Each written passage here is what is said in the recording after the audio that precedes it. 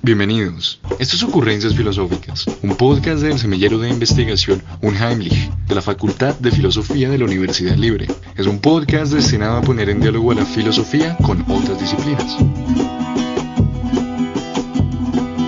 Hola a todos, hoy nos encontramos con Mar, que nos hemos invitado un poco para hablar de la relación entre el cuerpo, las emociones y la mente. Y agradecemos enormemente pues la aceptación de Mar a esta conversación. Entonces, para comenzar un poco la discusión, quisiera plantear una pregunta un poco muy amplia, la cual consiste en la relación entre el cuerpo y la psicología, que es, digamos, la ciencia que estudia. Si me gustaría en particular pensar cuál es la importancia que tiene el cuerpo para la psicología y cuál es la importancia para la psicología del cuerpo. Bueno, hola a todas y a todos, muchas gracias nuevamente por la invitación. Disfruto mucho hablar de estos temas. Yo soy artista escénica con énfasis en somática, entonces amo todo lo que tiene que ver con el cuerpo. Además soy psicóloga, entonces me emociona un montón, soy psicóloga de formación y considero que tienen un montón de relación y por ende hay como este vínculo desde la somática, ¿no? Siento que la psicología durante un montón de años se decidió como a solo entenderse desde un lugar como muy mental, ¿no? Un poco como yo digo que el corte es justo antes de la Segunda Guerra Mundial, en el que antes de la Segunda Guerra Mundial todo se iba muy como a dividir la mente y el cuerpo. Entonces era como si la mente estuviera por allá de farra en algún lugar paseando, mientras que el cuerpo hacía otra cosa completamente distinta, y además se decía como que el cuerpo era supremamente como banal, ¿no? Como hay esas cosas mundanas del cuerpo, que qué desgracia. y es como, pues en realidad no se puede dividir, porque no es como que la mente esté realmente imaginando cosas, sintiendo cosas, pensando cosas sin generar ninguna acción a través del cuerpo, ¿no? Entonces, si pensamos, por ejemplo, lo que empieza a pasar con el humanismo, que llega después de la Segunda Guerra Mundial, en el que dicen como, estamos poniendo a toda esta gente ahí como en un cuadradito en el que decimos, toda esta gente como piensa de determinada manera, entonces vamos a estereotiparla y hacerla que sean de esta forma. Esta persona que hace estas cosas, pues la vamos a estereotipar y la vamos a eliminar, y se empiezan a dar todas estas cosas que tiene la guerra terribles. Dicen como, después una cantidad de gente así súper tranqui, súper chévere, que empieza como a pensarse un poquito más como, bueno, y si dejamos de pensar que las personas son esto o aquello, sino que también vamos a hablar con la individualidad de cada persona, de lo que siente cada persona, de lo que le suscita cada persona, empiezan un poco como un poco esto que ahora se vuelve con los años más como neoliberal, de individualizar a las personas, ¿no? Pero digamos que para ese momento de la historia fue sumamente importante para entender la psicología y el cuerpo, porque empiezan a acercarse más como a los sentimientos y emociones de cada persona en relación también a lo que les suscitaba en su cuerpo y en sus sensaciones, porque habían muchas personas que venían de la guerra también lesionadas. Entonces venían lesionadas con dolores, con muchos traumas psicológicos, como por ejemplo por los mismos impactos de la guerra, entonces mucho estrés postraumático, y empezaron a darse cuenta, pero cuando tienes estrés postraumático no solo es como que tú recuerdes todo lo que pasa, sino que además te dan un montón de afectaciones como somáticas, ¿no? Porque estás somatizando todo lo que pasó, entonces empiezas a agitar de pronto tu respiración, empiezas a no poder dormir, te empiezas a mover de una forma diferente, y entonces hay muchas personas que vienen tanto desde el cuerpo, como por ejemplo Alexander o Feldenkrais, que vienen como desde ese lugar, que empiezan a decir como, pero mira, yo creo que todo esto que tú estás sintiendo, este dolor que estás sintiendo en tu espalda, esta presión que sientes en tus piernas, esta presión que sientes en tu pecho, de pronto tiene relación con lo que viviste en esa guerra, ¿no? Y entonces vamos a analizar cómo, de qué forma, si tú mueves tu cuerpo, si tú destrabas ese dolor que estás sintiendo, podemos también reconocer ese universo emocional y de pronto también tranquilizarlo un poco. Y asimismo desde la psicología se empiezan a abrir muchísimas personas como con teorías y técnicas como el focusing, que es un poco lo que ahora hablamos de la meditación y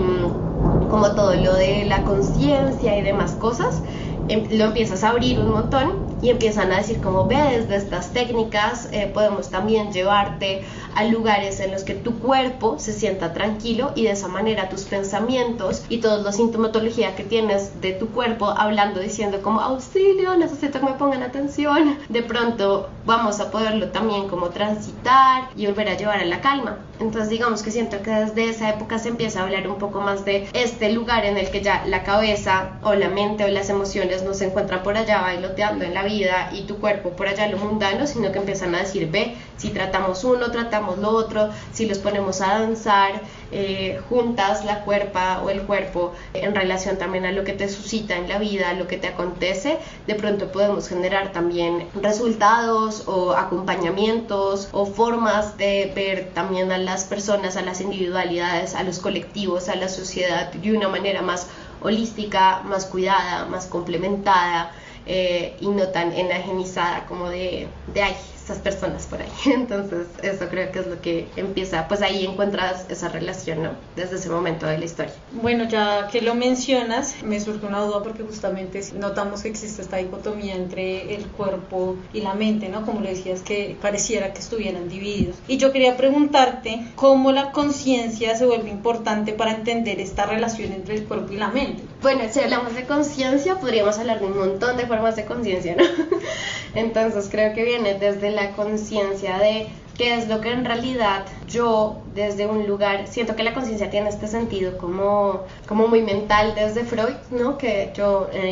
con todo el respeto que le tengo también a pues todas las personas psicoanalistas, creo que es todo un ámbito gigante de la psicología que ha sido muy importante también para el crecimiento de la misma profesión, ¿no? Igual creo que hay muchas cosas que Freud decía que son muy relevantes, como por ejemplo esto del inconsciente y el consciente, ¿no? Entonces, desde la conciencia, siento que, bueno, él un poco habla de la conciencia como estas cosas que tenemos como presentes, un poquito, valga la redundancia, en nuestro presente,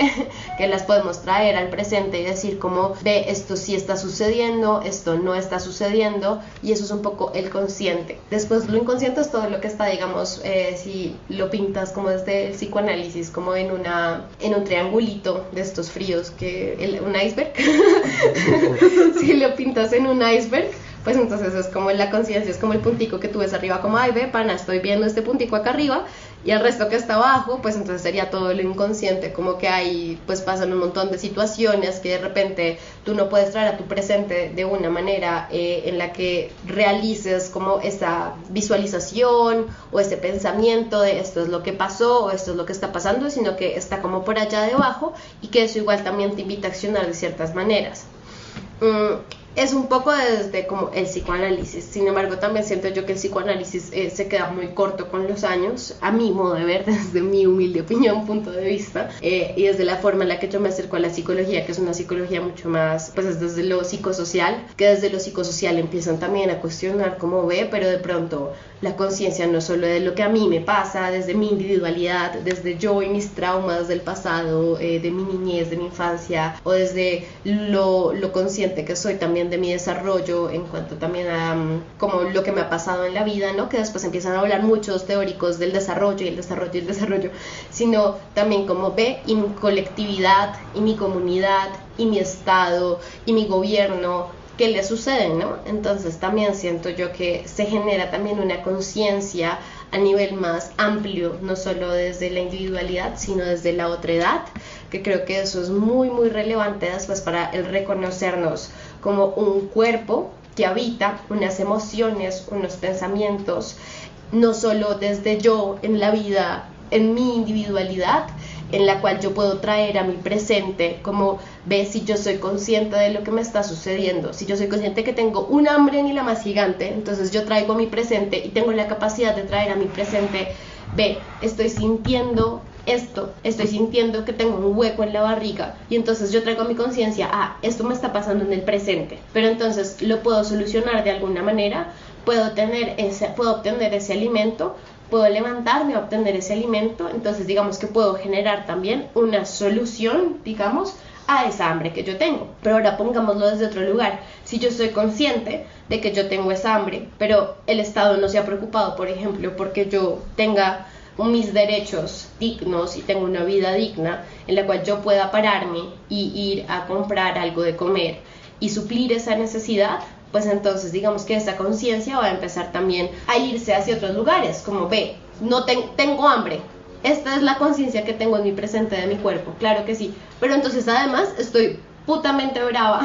porque no puedo suplir esa necesidad. Y entonces esa conciencia ya no solo va a ser como, bueno, necesito alimentarme, sino que además necesito ir a decirle a alguien que por favor me ayude a conseguir trabajo, y entonces esa conciencia también digamos que va a empezar a irse y a viajar hacia otros lugares que no necesariamente son a suplir tu necesidad individual, ¿no? Entonces creo que es muy importante cuando hablamos de el cuerpo y la conciencia y el mindfulness y demás, y el focusing y demás cuestiones también como que son muy relevantes también para reconocer tus necesidades físicas, que están unidas también a tus necesidades emocionales, porque si por ejemplo yo no suplí esta necesidad del alimento, pues entonces va a nacer también una necesidad como emocional, entonces estoy brava, estoy muy brava porque no tengo comida. Y entonces esta necesidad, si yo la traigo al presente y a la conciencia, yo puedo ser ultra consciente de mi rabia, y puedo ser ultra consciente de mi hambre, ultra consciente de mi necesidad, y superar la conciencia. Pero si el Estado no me está supliendo mis necesidades tampoco, si no estoy teniendo una vida digna desde el lugar en el que me encuentro, pues está como complejo suplirla, ¿eh? Entonces creo que es muy importante, y la conciencia viene desde un lugar muy importante para poder también reconocer qué necesidades tengo, cómo suplir esas necesidades, y cómo también de repente generar desde mi punto de vista, una compasión y una autocompasión, a como, ay mira, esto es lo que me pasa también sucede desde mi historia de vida, desde mis necesidades en mi contexto, y cómo puedo yo llevar a una solución a esto, ¿no? Cómo puedo pedirle también a mi círculo cercano, a mis redes de apoyo, que me ayuden también a suplir esta necesidad. Solo que también siento que además de ver de esta conciencia como individual, de como reconocimiento propio, también es muy necesaria esta conciencia como colectiva y social, desde también cómo carajos podemos llevar esa conciencia a pues unas peticiones o unas solicitudes al Estado o al gobierno para yo poder suplir también esas necesidades desde la conciencia individual en la conciencia colectiva y para la conciencia colectiva, ¿no? Y eso.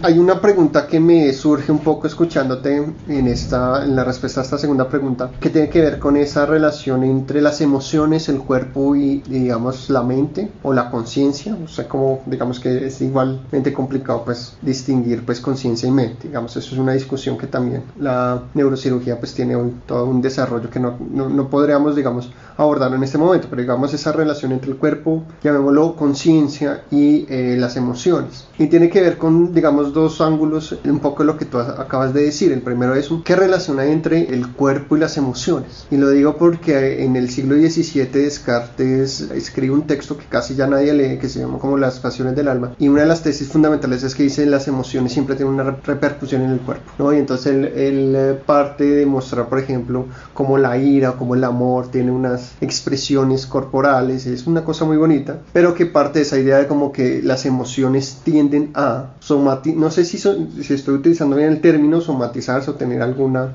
repercusión en el cuerpo. Entonces me gustaría, digamos, trabajar un poco o preguntarte un poco sobre ese asunto, pero en especial en esto que tú hablas de la conciencia colectiva, porque actualmente hay como muchas discusiones en torno a emociones colectivas, ¿no? Que bueno, que la antropología, digamos, social o autores como Laura Quintana, que trabaja como por ejemplo la rabia, digamos, algunas autores no estarían de acuerdo con poner una conciencia colectiva, pero en los términos que lo estás poniendo sería algo así como una constitución de conciencia colectiva, que tiene que ver con unos reclamos, que tiene que ver con algo que pasa, digamos, con nuestras necesidades más vitales, de lo que nos acabas de decir. Entonces la pregunta un poco también tiene que ver con eso, que esas emociones que no solo son individuales, que no es como mi tristeza, mi amor o mi rabia, sino que es también mi rabia en relación con otros, que me relaciona con los otros. Entonces quería preguntarte simplemente, ¿qué piensas sobre eso así? No, me encanta, o sea, creo que tengo que leer todos esos autores. y pues este libro que propones, porque me parece también muy, muy interesante, creo que es 100% así, o sea, cuando tú piensas en una persona, me encanta hacer este ejercicio, a veces son algunos acompañamientos en los que igual tú piensas, y te invito a ti, la persona que está escuchando del otro lado, como a pensarte también en cuando tienes mucha rabia, como tu respiración se agita. Entonces, cuando tienes mucha rabia, tú no vas a como a suspirar de pronto, wow, tengo un montón de rabia. como cuando tienes rabia, hay algo que sucede en tu respiración que tu corazón empieza a palpitar más fuerte y tu respiración se empieza a acelerar. O cuando tienes miedo, cuando tienes mucho miedo y tú te encuentras en una situación en la que, por ejemplo, te van a robar. O cuando estás caminando, cuando eres mujer y estás caminando por la noche sola en un lugar oscuro, te juro que tu respiración no es la misma de cuando te vas a quedar dormida en un lugar seguro antes de dormirte, ¿no? Entonces creo que el invitarles a pensar en esto también es como el reconocimiento justo de lo que dices, de como que tu cuerpo tiene unas respuestas fisiológicas de lo que sucede. O por ejemplo, hay un autor que se llama Laban, pues no se llama, ese es su apellido, su nombre es Rudolf Laban, y él es en realidad, si no sé mal, es un bailarín, pero digamos que se estudia mucho en lo somático.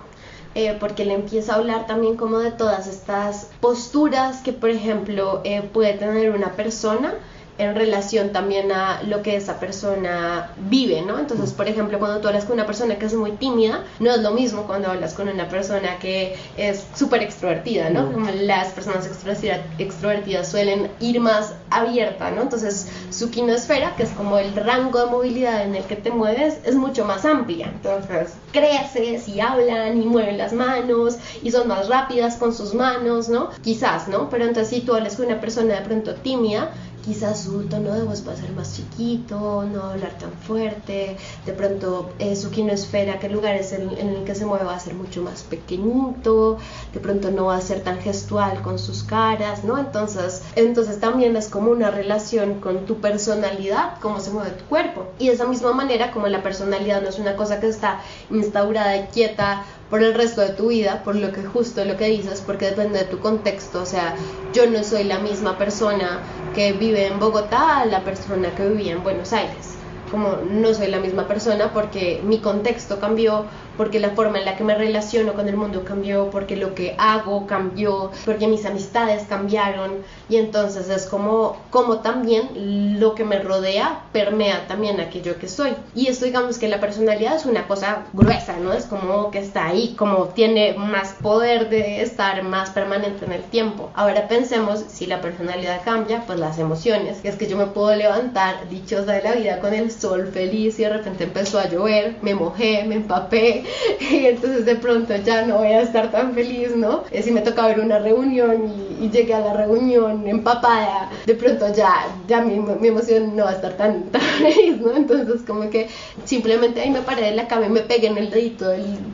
dedito chiquito del pie, ya me voy a amputar. Así como que las emociones son una cosa muy maleable, y entonces en torno al cuerpo también su respuesta va a ser distinta, desde sus gestos, su respiración, los lugares de donde se mueve, qué tan amplio está, qué tan pequeño está. Si está lloviendo, seguro vamos a, por ejemplo, estar más encorvadas o encorvados si está haciendo frío, a que si tú hablas con una persona de la costa que está en la mitad del mar y en un sur tropical delicioso, seguro no va a ser lo mismo, ¿no? Entonces creo que las emociones pues van cambiando también con la corporalidad, porque es como una danza que va junta, porque es la reacción, la acción que tiene tu sistema para poder decirle al exterior qué es lo que te está pasando. Entonces puede que tú estés pensando cosas en tu cabeza que te están molestando, y por más buena actriz o actor que seas en la vida, algo va a cambiar también en tu cuerpo, porque es la forma de, como un poco también de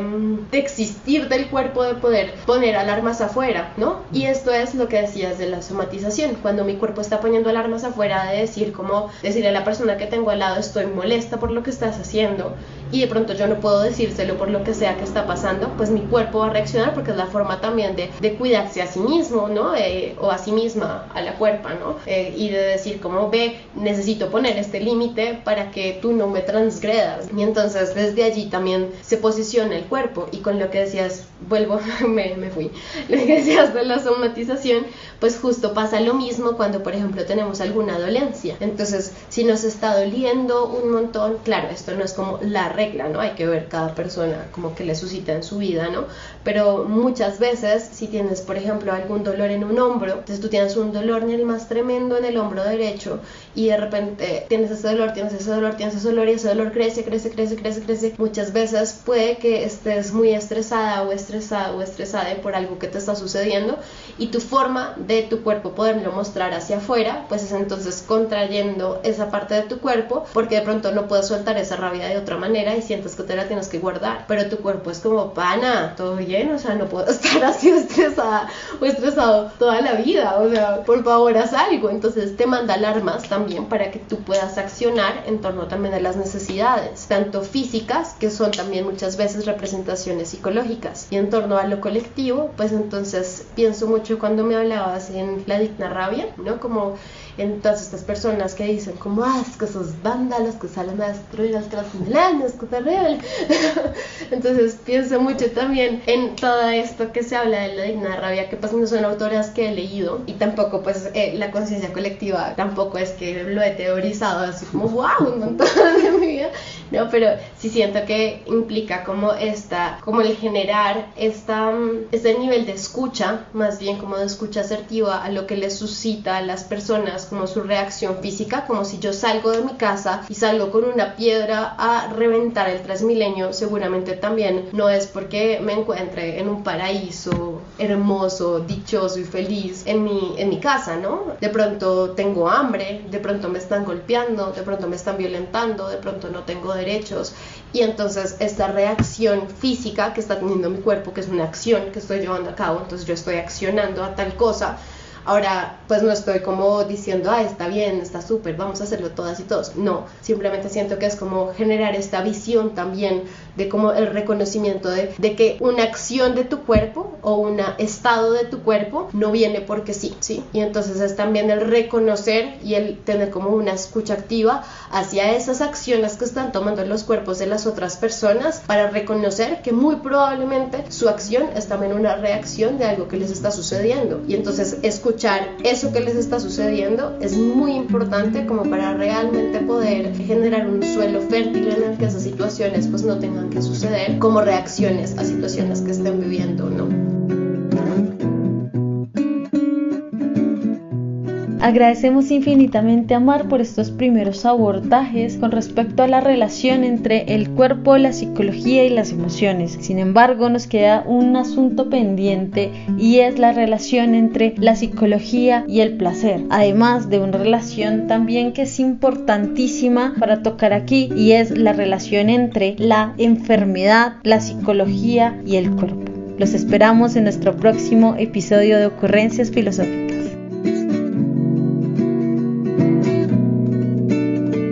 Hasta aquí el episodio de hoy. Agradecemos la participación de Mar Salva, quien ha sido entrevistada por Milena Bonilla y William Guerrero, con la presentación de Oscar y con la ambientación musical a cargo de Israel y Pablo Orrego.